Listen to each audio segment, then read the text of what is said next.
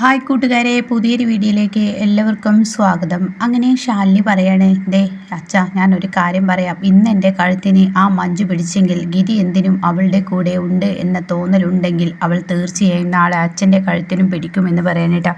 അപ്പോൾ ഇത് കേൾക്കുമ്പോൾ ഗോപാൽജി ഒന്ന് ഞെട്ടുന്നുണ്ട്. പക്ഷേ എന്ത് ചെയ്യാൻ, തൻ്റെ ഉള്ളിൽ അടക്കി പിടിക്കാനേ തനിക്ക് കഴിയുന്നുള്ളൂ. എന്നാൽ ഈ സമയം മഞ്ജുവിനെയാണ് കാണിക്കുന്നത്. മഞ്ജു ഇങ്ങനെ ടെൻഷൻ അടിച്ച് നിൽക്കുകയാണ്. അപ്പോൾ ഈ സമയം ഗിരി അങ്ങോട്ടേക്ക് കയറി വരികയാണ്. അപ്പോൾ ഗിരി പറയാണ്, എടോ നമുക്കിടയിലുള്ള പ്രശ്നം അത് എന്ന് പറയുമ്പോൾ ഉടൻ തന്നെ അവിടെ മഞ്ജു പറയണേ, അതെ ഇന്നിപ്പോൾ ആ കുട്ടിയുടെ അച്ഛനും അമ്മയും ആ ശാലിനിക്ക് മുന്നിൽ വെച്ച് എന്നെ ഒരുപാട് നാണം കെടുത്തി. അവരുടെ ആ വേദന ഞാൻ കണ്ടപ്പോൾ ഒരു പോലീസ് കോൺസ്റ്റബിൾ ആയ ഞാൻ അവരുടെ പണത്തിൻ്റെ പിറകെ പോയി എന്നൊക്കെയുള്ള വാക്കുകൾ കേൾക്കുമ്പോൾ എനിക്ക് വല്ലാത്ത കുറ്റബോധമാണ് എന്നോട് തന്നെ തോന്നിയത്. അപ്പോൾ ഗിരി ഡോറ് കുറ്റിയിടുകയാണ് കേട്ടോ. എന്നോട് തന്നെ എനിക്ക് പുച്ഛമാണ് തോന്നിയത് എന്നൊക്കെ ഇങ്ങനെ പറയുമ്പോൾ ഗിരി പറയാം, അതിനിപ്പോൾ ഞാൻ എന്ത് ചെയ്യാനാ എന്നിങ്ങനെ തോളിൽ കൈവച്ച് പറയുമ്പോൾ ഉടൻ തന്നെ മഞ്ജു പറയണേ, ഗിരിയേട്ടൻ ചെയ്യുന്നില്ല, ഗിരിയേട്ടൻ ആ ഗോപാൽജിയെ രക്ഷിക്കുന്നില്ല, ഇനി എന്തിനാ എപ്പോഴും എന്നെ ഇങ്ങനെ കുറ്റപ്പെടുത്തുന്നത്? ഞാൻ ഗോപാൽജിയുമായി പണി ചെയ്യുന്നതാണ്. ഗോപാൽജി ഈ പറയുന്നത് പോലെ ഇതിനൊന്നും തെറ്റിന് കൂട്ടുനിൽക്കില്ല. ഗോപാൽജി തെറ്റ് ചെയ്യുന്നില്ല എന്ന് ഞാൻ പറയുന്നില്ല. പക്ഷേ ഇവിടെ ഗോപാൽജിയുടെ കൂടെ ഞാൻ പണിക്ക് പോകുന്നുണ്ട് എന്നുള്ളത് സത്യം തന്നെയാണ്. പക്ഷേ ശാലിനിയെ ഞാൻ തന്നെയല്ലേ നിൻ്റെ കൈക്കുള്ളിൽ പിടിച്ചു തന്നത്? ശാലിനിയെ ഞാൻ തന്നെയല്ലേ നിനക്ക് തടഞ്ഞു തന്നത്? എല്ലാം ഞാൻ തന്നെയല്ലേ ചെയ്തത്? അവളുടെ വണ്ടി ഞാനല്ലേ കണ്ടുപിടിച്ച് തന്നത്? ഇതൊക്കെ ചെയ്തിട്ട് നീ എന്തിനാണ് എന്നെ പഴി പറയുന്നത്? എന്തിനാണ് ഈ ഗോപാൽജിയുടെ വിഷയം നമ്മൾക്കിടയിൽ എടുത്തിട്ടിട്ട് നമ്മുടെ വരാൻ പോകുന്ന കുഞ്ഞിനെ പോലും ഓർക്കാതെ മഞ്ജു ഇങ്ങനെയൊന്നും ചെയ്യരുത്. നീ അതൊക്കെ വിട്ടേക്ക്, അത് അതിൻ്റെ വഴിക്ക് നടക്കും. നീ ആ കേസ് അന്വേഷിക്കുകയോ കേസ് അന്വേഷിക്കേണ്ട എന്ന് പറയുകയോ ഒന്നും ഞാൻ ചെയ്യുന്നില്ലല്ലോ. അതുകൊണ്ട് നീ മരുന്ന് കുടിക്കുക, കറക്റ്റിന് മരുന്നും വെള്ളമൊക്കെ ചെന്നെങ്കിലാണ് നമ്മുടെ കുഞ്ഞിന് ആരോഗ്യം ഉണ്ടാവുള്ളൂ എന്നൊക്കെ ഇങ്ങനെ പറയുമ്പോൾ മഞ്ജുവിന് സന്തോഷമാവാൻ കേട്ടോ. പിന്നീട് പിറ്റേ ദിവസം രാവിലെ ഗിരി ഉറക്കത്തിൽ നിന്ന് എണീക്കുന്ന ആ ഒരു ഇത് കണ്ടിട്ടാണ്. അപ്പോൾ ഉടൻ തന്നെ തൻ്റെ അടുത്ത് മഞ്ജു ഉണ്ടാകുന്ന പ്രതീക്ഷയോടുകൂടി തിരിഞ്ഞു നോക്കുമ്പോൾ താൻ കാണുന്ന കാഴ്ച അവിടെ കണ്ണാടിയുടെ മുന്നിൽ ഇങ്ങനെ ഒരു ലെറ്റർ ഒട്ടിച്ചു വെച്ചിരിക്കുന്ന കേട്ടോ. അപ്പോൾ ഇത് കാണുമ്പോൾ ഇങ്ങനെ ഗിരി എന്താണെന്ന് അറിയാൻ വേണ്ടി ഗിരി അങ്ങോട്ടേക്ക് ചെല്ലുകയാണ്. അപ്പോൾ എനിക്കൊന്ന് നേരത്തെ പോലീസ് ഡ്യൂട്ടിക്ക് പോകണം, എനിക്ക് എൻ്റെ ഓഫീസിൽ നേരത്തെ എത്തണം, അതുകൊണ്ട് തന്നെ ഗിരിയേട്ടനുള്ള ഭക്ഷണം താഴത്തെ ടേബിളിൽ വെച്ചിട്ടുണ്ട്, അതെടുത്ത് കഴിക്കുക എന്നിട്ടോ. അപ്പോൾ ഇത് കാണുമ്പോഴാണ് മഹിമ ഡോറ് തുറന്നു വരുന്നത്. ഇതാ ഗിരിയേട്ട ചായ എന്ന് പറയട്ട. എന്താ ഗിരിയേട്ട മുഖത്ത് ഇപ്പോഴും ടെൻഷനാണോ? ഇന്നലെ തീരെ ഉറങ്ങിയില്ലല്ലോ എന്ന് തോന്നുന്നു. ഇത്രയും നേരമായിട്ടും ഗിരിയേട്ട എന്താ എണീക്കാത്ത എന്നിങ്ങനെ പറയുമ്പോൾ ഉടൻ തന്നെ പറയണം, അതെ ഞാൻ എണീക്കാതെയല്ല, ഞാൻ ഇന്നലെ ഉറങ്ങിയിട്ടൊക്കെ ഉണ്ട്, പക്ഷേ ഞങ്ങൾക്കിടയിൽ ഇപ്പോഴും പ്രശ്നമാണ്. എന്ത് പ്രശ്നം? അത് കേട്ട ഉടനെ നീ നോക്കുക കണ്ണാടിയുടെ മുന്നിലോട്ട്. അപ്പോൾ അവിടെ ഇങ്ങനെ എഴുതി വെച്ചത് മഹിമ വായിക്കുകയാണ് കേട്ടോ. ഇതാണോ ഇപ്പോൾ എത്ര പ്രശ്നം? ഈ ചേച്ചിക്ക് എന്തിൻ്റെ കേടായി? ഇതിനിപ്പോൾ വാട്സപ്പിൽ ഒരു മെസ്സേജ് വിടുക എന്തെങ്കിലും ചെയ്താൽ പോരെ? അത് തന്നെയാണ് അവളുടെ പ്രശ്നം. വാട്സപ്പിൽ മെസ്സേജ് വിട്ടാൽ ഈ പറയുന്ന ഞാൻ ഉറക്കത്തിൽ നിന്നോ ഓണരില്ലേ, അത്രയും ശ്രദ്ധയാണ് അവൾ എനിക്ക് നൽകുന്നത്. പിന്നെ എന്താ പ്രശ്നം?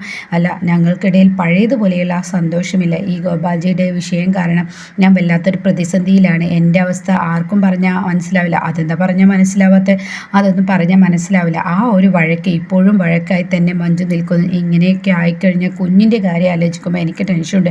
അതുകൊണ്ട് നീ ഒന്ന് ഇതിൽ ഇടപെട്ട് നീ ഞങ്ങളെ ഒന്ന് സഹായിക്കുക, ഞങ്ങളുടെ ജീവിതത്തിൽ ഒരു ഇത് ഉണ്ടാക്കുക എന്നൊക്കെ എന്നെ പറയണം കേട്ടോ. അപ്പോൾ അത് കേട്ട ഉടൻ തന്നെ മഹിമ പറയണേ, എനിക്കൊരിക്കലും ഇതിൽ ഇടപെടാൻ കഴിയില്ല. കാരണം എൻ്റെ ചേച്ചി ഒരു നിലപാടുള്ള ഒരാളാണ്. ആ നിലപാട് മറ്റൊരാൾ പറഞ്ഞാൽ ഒരിക്കലും ചേച്ചി അത് തിരുത്തില്ല. ചേച്ചി വ്യക്തമായ പ്ലാനിങ്ങോട് കൂടിയിട്ടാണ് എന്തിനും ഇറങ്ങുന്നത്. അതുകൊണ്ട് ചേച്ചിയെ വെറുതെ ഇവിടെ നേരാക്കാൻ നിന്ന് ഞങ്ങൾ തമ്മിലൊരു വഴക്കാവും. അതുകൊണ്ട് എനിക്കിവിടെ ഇതിൽ ഇടപെടാൻ പറ്റില്ല എന്ന് പറയണ്ട. അപ്പോൾ ഇത് കേൾക്കുന്ന ഗിരി പറയണേ, സോറി മഹിമയെ, ഞാൻ എന്നോട് ഇടപെടാൻ പറഞ്ഞതിൽ തെറ്റായി, എനിക്ക് മനസ്സിലാവുന്നുണ്ട്. മഞ്ജുവിനെ എനിക്ക് നന്നായി അറിയാം, അവളുടെ ഡ്യൂട്ടി കറക്റ്റായി ചെയ്യുമെന്നൊക്കെ അതിന് പറയണേട്ടാ. പിന്നീട് മഞ്ജുവിനെയാണ് കാണിക്കുന്നത്. മഞ്ജു ഇങ്ങനെ ഇവിടെ ഇരിക്കുമ്പോൾ അവിടെ വിട്ട് അരവിന്ദാക്ഷൻ സാർ കയറി വരികയാണ്. എടി മഞ്ജു, നിനക്ക് ഒരു സന്തോഷ വാർത്തയുണ്ട്. അത് കേൾക്കുന്ന മഞ്ജു എന്താണാവോ എന്നുള്ള ഭാവത്തിൽ നിൽക്കുമ്പോൾ ഫ്രാൻസിസും ഇങ്ങനെ തുറന്നു നിൽക്കുന്നിട്ടാ. ഇത്രയും കാലം നീ ഒരു വനിതാ കോൺസ്റ്റബിൾ മാത്രമല്ലേ ഇവിടെ ഉണ്ടായിരുന്നു, ഇനി ഇന്ന് ഒരു വനിതാ കോൺസ്റ്റബിൾ ചാർജ് ചെയ്തിരിക്കുന്നു. പ്രത്യേക എഴുതിയത് കൊണ്ട് തന്നെ ഇവിടെ വന്നത്. നിൻ്റെ ഈ ഗർഭത്തെ മാനിച്ചാണ് ഇതൊക്കെ ചെയ്തിരിക്കുന്നത് എന്നൊക്കെ ഇങ്ങനെ പറയട്ടോ. അവളെ സഹായിക്കാൻ ഇങ്ങനെ മേലെന്ന് പൊട്ടി വീഴല്ലേ എന്നൊക്കെ ഇങ്ങനെ ആ ഒരു കളിയാക്കുന്ന രൂപത്തിൽ ഇങ്ങനെ ഫ്രാൻസിസ് സംസാരിക്കുന്നത്. അപ്പോഴാണ് അങ്ങോട്ടേക്ക് ഈ പറയുന്ന വനിതാ കോൺസ്റ്റബിൾ ഓട്ടോയിൽ ഇറങ്ങുന്നത് കേട്ടോ. അങ്ങനെ അനിത എന്ന പേര്, അനിതയുടെ ലുക്കും ആ ഒരു കാട്ടിക്കൂട്ടലൊക്കെ വളരെ മോശമായ കാട്ടിക്കൂട്ടൽ തന്നെയാണ് കേട്ടോ. അങ്ങനെ അനിത വളരെ ദേഷ്യത്തോടു കൂടി ഒരു ഓട്ടോയിൽ നിന്ന് ഇറങ്ങുമ്പോൾ ഓട്ടോ ഡ്രൈവർ, മാഡം ക്യാഷ് തന്നിട്ട് പോ. ഇവിടെ താൻ ആരോടാടോ ഈ ചോദിക്കുന്നത്? ഒരു പോലീസുകാരിയോട് ക്യാഷ് ചോദിക്കേ? തൻ്റെ ബുക്കും പേപ്പറൊക്കെ എൻ്റെ എടുത്ത് അത് പറയുന്നതിനോടുകൂടി അയ്യോ എനിക്ക് ക്യാഷും വേണ്ട, ഒന്നും വേണ്ട, ഞാൻ പോകുന്നു എന്ന് പറഞ്ഞ് പോകണേട്ടാ. പിന്നീട് ഇങ്ങനെ പോലീസ് സ്റ്റേഷനിലോട്ട് ഇങ്ങനെ കയറി ചെല്ലാണ്. അപ്പോൾ ഈ ഒരു പോലീസുകാരനെ, ഈ ഒരു ഓട്ടോക്കാരനെ അടിച്ചിട്ടാണ് കേട്ടോ പോകുന്നത്. പിന്നീട് ഇങ്ങനെ കയറി ചെല്ലുമ്പോഴാണ് അങ്ങോട്ടേക്ക് മഞ്ജു കയറി വരുന്നത്. മാഡം കയറി വരണമെന്ന് പറയുമ്പോൾ ഇനി എൻ്റെ ഈ ബോർഡൊന്ന് വായിച്ചേ. അപ്പോൾ മഞ്ജു വായിക്കുന്നുണ്ട്. അനിത അതല്ല വായിക്കാൻ പറഞ്ഞാൽ അതിനടിയിലുള്ളത് എന്താ, സീനിയർ ഓഫീസർ എന്ന്. അപ്പോൾ സീനിയർ ആകുമ്പോൾ നീ എന്താ എനിക്ക് ചെയ്യേണ്ടത്, അത് നീ മറന്നു എന്ന് പറയുമ്പോൾ സോറി മാഡം, എന്നാൽ എനിക്ക് സല്യൂട്ട് അടിക്കുക പറയണം. അങ്ങനെ സല്യൂട്ട് അടിക്കാൻ കേട്ടോ. അപ്പോൾ നീ ഇവിടെ ഒരു വനിതാ കോൺസ്റ്റബിൾ ആണെന്ന് കരുതി നീ മേലുദ്യോഗസ്ഥനെ ഭരിക്കാൻ നിൽക്കേണ്ട എന്നൊക്കെ പറഞ്ഞ് ദേഷ്യപ്പെടുമ്പോൾ അങ്ങോട്ടേക്ക് ഫ്രാൻസിസ് വരാനായിട്ട്. ഇവള് മേലിളകാതെ പണിയെടുക്കുന്ന ആളാണ്. അപ്പോൾ ഒരു സൈഡിൽ ബിജിക്കുട്ടൻ ഉണ്ട് കേട്ടോ. അരവിന്ദാക്ഷനൊന്നുമില്ല. ഇവള് ഒരു സൈഡിൽ പണിയെടുക്കാത്ത ആളാണ്. ഇവൾക്ക് ഇവിടെ സ്റ്റേഷൻ ഡ്യൂട്ടി അല്ലേ കൊടുത്തിരിക്കുന്ന, മേശപ്പുറത്ത് ഇങ്ങനെ ഇരിക്കുന്നവളല്ലേ എന്നൊക്കെ ഇങ്ങനെ പറഞ്ഞിട്ട് കളിയാക്കുമ്പോൾ മഞ്ജു ഇങ്ങനെ ഫ്രാൻസിസ് നോക്കുന്നുണ്ട്. പക്ഷേ എന്ത് ചെയ്യാൻ, തനിക്ക് മേലുദ്യോഗസ്ഥന്മാരോട് ആ രീതിയിൽ സംസാരിക്കണമല്ലോ.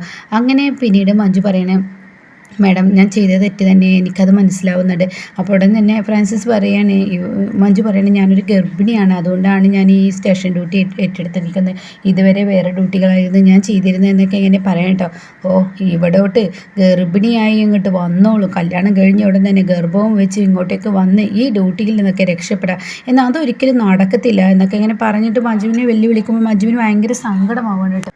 ഇതേ സമയം മഹിമയാണ് കാണിക്കുന്നത്. ഗൗരിയമ്മ ഇങ്ങനെ ചെടി നൽകുന്ന സമയത്ത് ഗൗരിയമ്മ ഇങ്ങനെ പേടിപ്പെടുത്താൻ വെച്ചിട്ട് മഹിമ വരുമ്പോൾ, നീ എന്നെ പേടിപ്പെടുത്താൻ നിൽക്കേണ്ട, മുന്നിലോട്ട് ഇങ്ങനെ പോകുന്നുള്ളൂ. അതെങ്ങനെ എൻ്റെ ഗൗരിയമ്മക്ക് മനസ്സിലായി, നിന്നെ മനസ്സിലാക്കാനുള്ള ആ ബുദ്ധിയൊക്കെ എൻ്റെ അടുത്തോട്ടുണ്ട് എന്നിങ്ങനെ പറയണേട്ടാ. എന്തായാലും നീ എന്നെ പേടിപ്പെടുത്തുക എന്ന് കരുതി വന്നിട്ടൊന്നും കാര്യമില്ല എന്നിങ്ങനെ പറയണേട്ടാ. അപ്പോൾ ഈ സമയം എന്തായാലും നീ മുകുന്ദനെ കാണാനാണല്ലേ വന്നിരിക്കുന്നത്, എൻ്റെ മകനൊരു പാവമാണ് എന്നൊക്കെ ഇങ്ങനെ പറയുമ്പോൾ, അമ്മയുടെ മകൻ ഇത്ര വലിയ പാവമൊന്നുമല്ല, അമ്മയുടെ മകൻ ഇന്നലെ സ്വപ്നയെ നല്ല കരണക്കുറ്റി നോക്കി അടിച്ചിട്ടുണ്ട്, എന്താ നീ പറയുന്നത്? അപ്പം നിൻ്റെ കൂട്ടുകൂടി എൻ്റെ മകൻ അങ്ങനെയൊക്കെ ആയോ എന്ന് പറയുമ്പോഴേട്ടോ മഹിമ അങ്ങോട്ടേക്ക് വരുന്നത്, വക്കീൽ അങ്ങോട്ടേക്ക് വരുന്നത് കേട്ടോ. അപ്പോൾ വക്കീൽ ഇങ്ങനെ നോക്കി നിൽക്കുന്നത്. അപ്പോൾ മഹിമ പറയുന്നത്, വക്കീലൊന്ന് വേറെ റെഡിയായി, എനിക്ക് പെട്ടെന്ന് ടൗണിലോട്ട് പോകണം, അതെന്തിനാ, എനിക്ക് കുറച്ച് ഡ്രസ്സ് എടുക്കാനാണ്. അയ്യോ ഡ്രസ്സ് എടുക്കാനൊന്നും എന്നെ കിട്ടില്ല. അപ്പോഴേക്കും കഴിയുമ്പോൾ, നീ എന്താടാ ഈ പറയുന്നത്, അവളുടെ കൂടെ പോടാ, നീ കറങ്ങി നടക്കാനാണ് അവൾ നിന്നെ വിളിക്കുന്നത്, നീ കല്യാണം ഉറപ്പിച്ച ഒരു പെൺകുട്ടിയല്ലേ നിന്നെ വിളിക്കുന്നത്. അത് കേട്ടോടുന്ന് അയ്യോ കല്യാണം ഉറപ്പിച്ച് വെച്ചിരിക്കുകയാണ്, ഈ സമയത്ത് ഞാൻ ഇവളെയും കൊണ്ട് കറങ്ങി നടന്ന ആളുകൾ ഓരോന്ന് പറയും, അതിനൊന്നും എനിക്ക് നിൽക്കാൻ ഇടയില്ല, അതുകൊണ്ട് തന്നെ നീ തനിയെ പോകാൻ നോക്കി ഡ്രസ്സ് എടുക്കാനെന്ന് പറയട്ടെ. എടാ നിന്നോടാടാ പറയുന്നത്, കല്യാണം ഉറപ്പിച്ച പെൺകുട്ടിയുടെ കൂടെ പോടാ എന്ന് പറയുമ്പോൾ, വേണ്ട എൻ്റെ ഭാനുമ്മ എന്ന് പറഞ്ഞിട്ട് മഹിമ കള്ളക്കരച്ചിൽ തുടങ്ങിയിട്ടാ. എനിക്കറിയാം എൻ്റെ വക്കീൽ എന്നെ സഹിക്കുന്നത് ഒരു കണക്കിന് വക്കീലിനെ പറയാൻ പറ്റില്ല, ഇങ്ങനെയൊക്കെ ചീത്തപ്പേരുണ്ടാക്കിയ ഒരു പെൺകുട്ടിയല്ലേ, പുറത്തുമായി എന്നുമായി കറങ്ങുമ്പോൾ വക്കീലിന് ഒരുപക്ഷെ മോശം തോന്നുന്നുണ്ടാവും, അതുകൊണ്ടാണ് വക്കീലിനെ കൊണ്ടാകത്ത്, എനിക്കും തെറ്റുപറ്റി, അത് ശരി തന്നെയാണ്, ഞാൻ വക്കീലിനെ ചതിച്ചൊരു പെൺകുട്ടി എന്ന പേരല്ലേ എനിക്ക് കിട്ടിയിരിക്കുന്നത്, അതുകൊണ്ട് എന്നെ കൊണ്ടുപോകണ്ട. അയ്യോ ദൈവമേ, ഞാൻ അങ്ങനെ മനസ്സിൽ പോലും കരുതിയിട്ടില്ല, എന്തിനാണ് എൻ്റെ മഹിമ നീ ഇങ്ങനെ പറയുന്നത്? അപ്പോൾ അത് കേൾക്കുന്ന ഗൗരിയമ്മക്ക് സങ്കടമാവണ്ട. എടാ നീ കാരണമല്ല അവൾ കരഞ്ഞതെന്ന് പറയാം. അങ്ങനെ മഹിമ പൊട്ടിക്കരയുമ്പോൾ, ഇവൾക്ക് ഇപ്പം എന്താ വേണ്ടത്, ഡ്രസ്സ് എടുക്കാൻ പോകല്ലേ വേണ്ടത്, എനിക്കങ്ങനെ മനസ്സുകൊണ്ടൊന്നുമില്ല, നിന്നെ എവിടെ കൊണ്ടുപോകാനും ഞാൻ തയ്യാറാണ്, ഞാൻ ആരുടെ വാക്കുകൾക്കും വില കൊടുക്കില്ല, ഞാൻ പെട്ടെന്ന് റെഡിയായി വരാം എന്ന് പറഞ്ഞിട്ട് അങ്ങ് പോകണിട്ട്. അപ്പോഴേക്കും ഗൗരിയമ്മ അങ്ങനെ വരികയാണ്. അമ്മ ഒന്ന് പോയി സമാധാനിപ്പിക്കുക എന്ന് പറയണേ, നീ പോടാ ഡ്രസ്സ് മാറാൻ നോക്കടാ എന്ന് പറയട്ടെ. അങ്ങനെ ഗൗരിയമ്മ ഇങ്ങനെ മഹിമക്ക് എടുത്തിട്ട് വന്നിട്ട് പറയുന്നു, മോളെ നീ കരയേണ്ട, അവൻ്റെ കാര്യമൊന്നും നീ ഇത്ര വിഷയമാക്കണ്ട, അതൊന്നും പ്രശ്നമാക്കണ്ട എന്നൊക്കെ ഇങ്ങനെ പറയുമ്പോൾ മഹിമ ചിരിക്കുന്നു കേട്ടോ. ഈ അമ്പടി കള്ളി എന്ന് പറയുമ്പോൾ, എൻ്റെ ഗൗരിയമ്മ ഇതൊക്കെ എൻ്റെ ഒരു നമ്പറാണ്, വക്കീലിനെ പുറത്ത് കൊണ്ടുപോകാനുള്ള നമ്പർ, കാര്യങ്ങൾ പറഞ്ഞ് മനസ്സിലാക്കുന്നതിനേക്കാൾ നല്ലത് കരച്ചിലാണ്, കരച്ചിൽ ഈ പറയുന്ന വക്കീൽ പെട്ടെന്ന് അങ്ങ് വീഴുമെന്ന് പറയട്ടോ. അപ്പോൾ ഇത് കേൾക്കുന്നതിനോട് കൂടി എൻ്റെ സീരിയൽ ഇതുപോലൊരു നായികയുണ്ട്, അതുപോലെയാണല്ലോ, ഞാൻ അവിടെ ഇരിക്കത്തേ ഉള്ളൂ, നീ നല്ല അഭിനയമാണെന്ന് പറയുമ്പോൾ വക്കീൽ അങ്ങോട്ടേക്ക് വരുന്നു കേട്ടോ.